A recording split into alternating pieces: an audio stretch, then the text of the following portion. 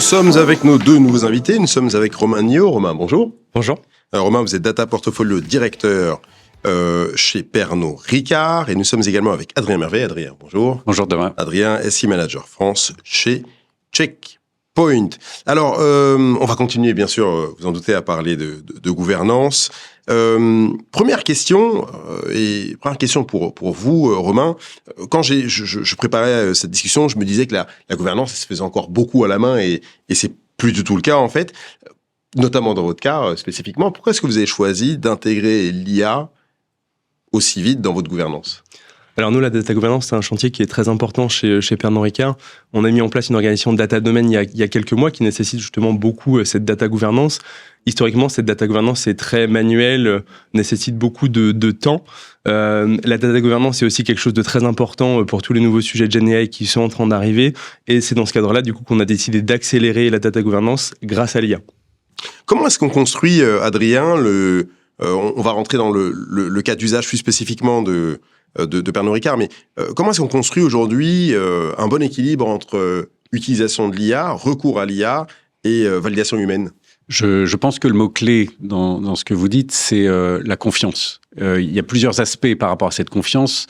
La première, c'est que d'une part, l'IA devient une source de vérité opérationnelle. Lorsqu'une entreprise met à disposition en plus un outil validé par l'entreprise, on va faire confiance aux données que cette intelligence artificielle peut fournir à l'utilisateur.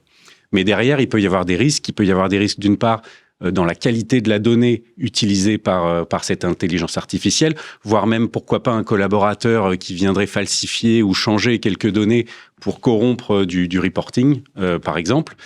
Et il y a la qualité du moteur d'intelligence artificielle avec un risque qui est peut-être, n'est-il pas capable d'inventer certaines données pour venir combler un manque qu'il aurait pour prouver son point.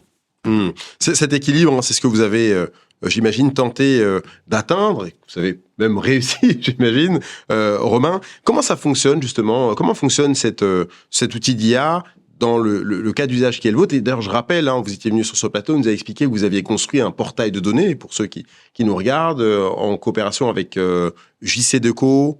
Et Accor. Et Accor, c'est ça. Comment est-ce cet outil-là vient s'inscrire justement dans ce portail et quelle est sa fonction ? Oui, alors déjà pour rebondir sur ce que disait Adrien, effectivement, je pense que la sécurité est indispensable.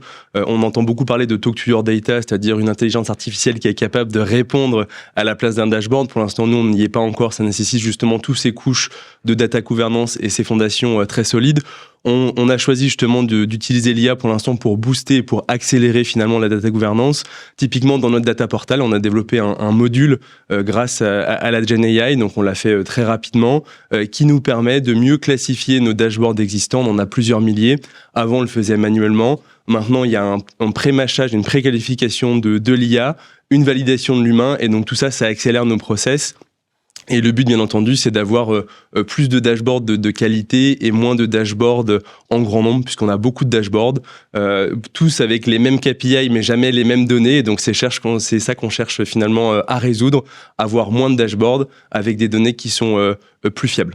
C'est intéressant ce cas d'usage, parce que vous avez développé, alors on l'a pas dit là, mais vous l'avez développé vous, cet outil-là. En combien de temps vous l'avez développé, Romain ?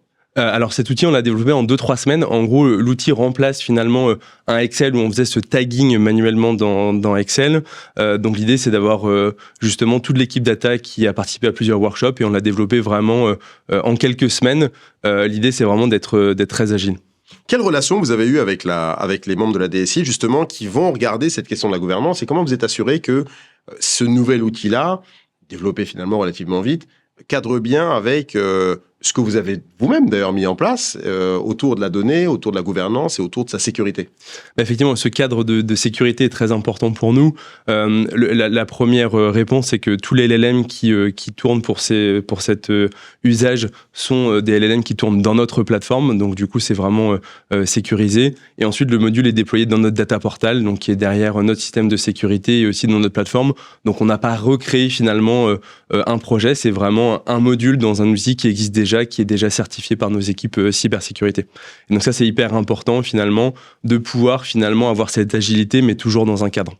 On a encore une fois ce cas d'usage-là qui est intéressant. Comment est-ce qu'on s'assure, Adrien, dans un cas d'usage, alors j'imagine que ceux qui nous regardent pensent aussi à des choses qui sont analogues, comment est-ce qu'on s'assure de l'intégrité des données dans un cadre où on a soit la GenAI, on peut consulter des données, ou un cran plus loin, on a un agent qui peut aller prendre des données, piocher, les mettre dans des silos, les enlever dans d'autres. Comment est-ce qu'on s'assure finalement de l'intégrité des données qu'une IA va piocher dans ce type de cas de figure? Eh bien, on compare souvent, à juste titre, les agents, notamment en intelligence artificielle, à des collaborateurs numériques. Sur un collaborateur standard, vous allez lui donner des accès, des permissions. Il va y avoir des règles d'accès réseau pour qu'il puisse atteindre certaines ressources et pas d'autres.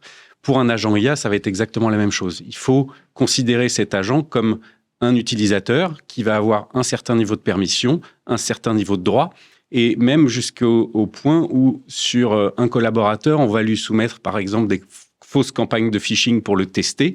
Il faut aussi tester ces agents IA pour voir s'ils ne sont pas capables de dévier de leurs autorisations, mais aussi dans leur comportement eux-mêmes. D'accord. Quand vous dites, Adrien, les tester, ça veut dire... Red Team, exactement. On parle de red teaming. D'accord. Tester, par exemple, leur résistance à l'injection de prompt, voir s'ils sont capables de fournir des données qui ne sont pas censés fournir aux personnes avec lesquelles il interagit, et voir si, par exemple, ils vont pas aller essayer d'aller accéder à des données qui sont hors de leur périmètre. On l'a vu notamment sur des agents de Claude. On leur donne un périmètre de travail et bien sûr, ils sortent de ce périmètre pour aller chercher des données auxquelles ils n'ont pas accès. Est-ce que vous avez mis en place, Romain, des briques de robustesse supplémentaires pour dire, voilà, on a cet outil qui existe, il donne accès à certaines données, pareil, pour qu'il ne rentre pas en dépassement de fonction, on dirait, pour un humain, qui ne se mette pas à consulter des données qu'il n'a pas le droit de consulter, qui ne se mette pas à rentrer dans des silos ou dans des applicatifs métiers qu'il n'a pas de droit de consulter. Est-ce que vous avez mis des briques supplémentaires? Là, je ne parle plus forcément de la formation de l'humain, je parle vraiment de briques logicielles supplémentaires pour brider l'outil, éviter qu'il fasse des mauvaises manipulations ou des accès auxquels il n'a pas le droit. Non, effectivement, dans le cadre de la GenAI, c'est hyper important de faire de la sécurité by design dès le début.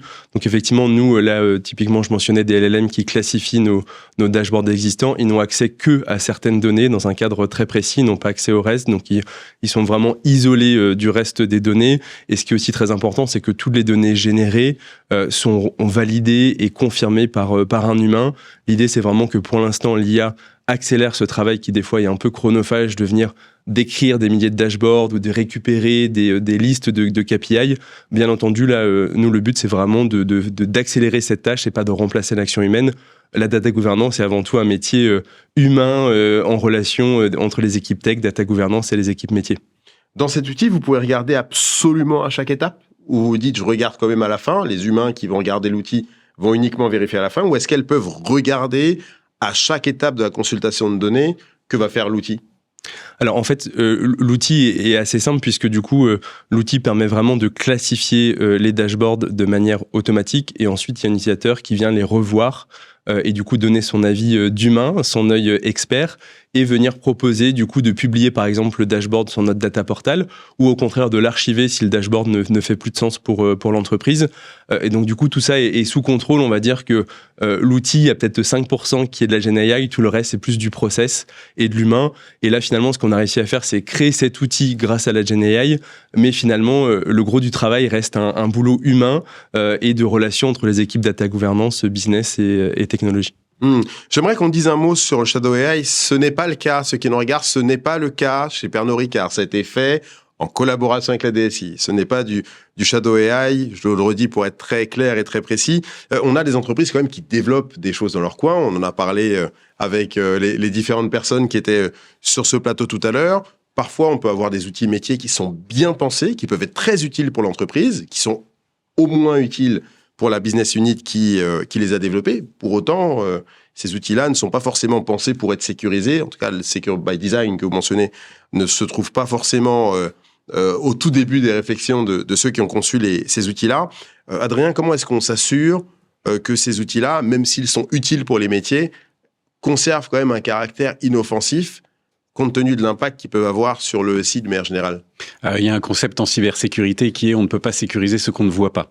Donc on parle de Shadow AI, c'est effectivement un vrai sujet parce que les employés, les individus sont en train de penser à des choses qui vont booster leur quotidien et avec l'IA, c'est très simple, même quand on n'est pas un développeur, même quand on ne sait pas faire un site web, de créer du reporting, d'automatiser certaines tâches.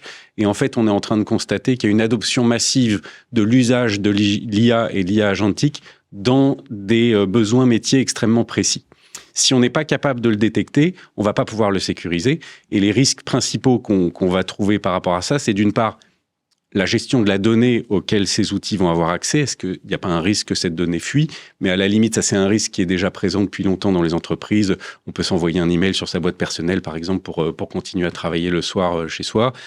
Mais le second risque, et celui qui est peut-être le plus visible, c'est que ces nouveaux outils d'IA intègrent dans l'entreprise une nouvelle surface d'attaque avec des outils qui vont présenter certaines vulnérabilités. Et il peut y avoir un impact de ces agents sur le système d'information, et on reboucle avec le sujet du départ, qui est la confiance dans nos outils. On peut déployer des outils d'intelligence artificielle, mais il faut s'assurer que ces outils ne viendront pas perturber la production de l'entreprise. Y compris sur la chaîne d'approvisionnement, parce qu'aujourd'hui, lorsqu'on est comme on est des acteurs comme vous, Pernod Ricard, j'oubliais les deuxièmes, JCDecaux et Accor.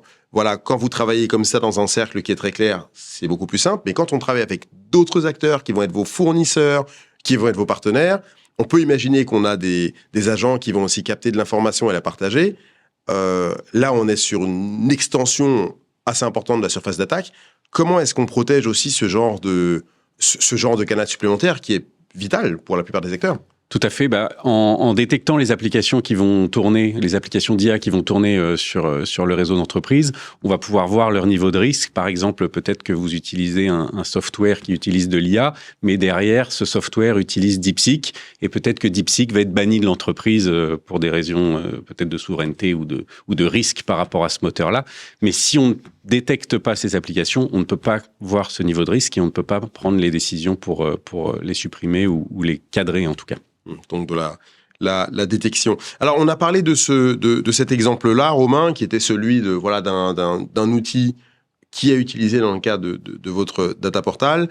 Vous travaillez sur d'autres cas d'usage. Est-ce que vous pouvez partager avec nous quelques autres cas d'usage sur lesquels un groupe comme Pernod Ricard travaille, sur lesquels notamment vous avez été amené à travailler, qui vous permet de vous appuyer sur de la générative, peut-être même des agents d'ailleurs, dans un futur assez proche. Alors le groupe Pernod Ricard effectivement investit beaucoup dans la partie GenAI. Depuis quelques mois, le groupe a développé des solutions, par exemple, pour créer des campagnes publicitaires. Ça nous aide à personnaliser des campagnes dans les 80 pays dans lesquels nous sommes, de manière beaucoup plus agile et beaucoup plus fluide.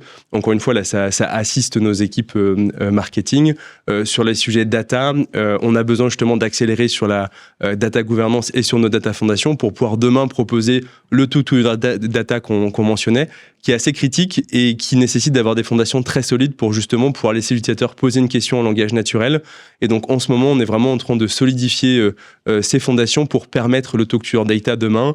Actuellement, on fait beaucoup de data et de BI traditionnels avec des dashboards.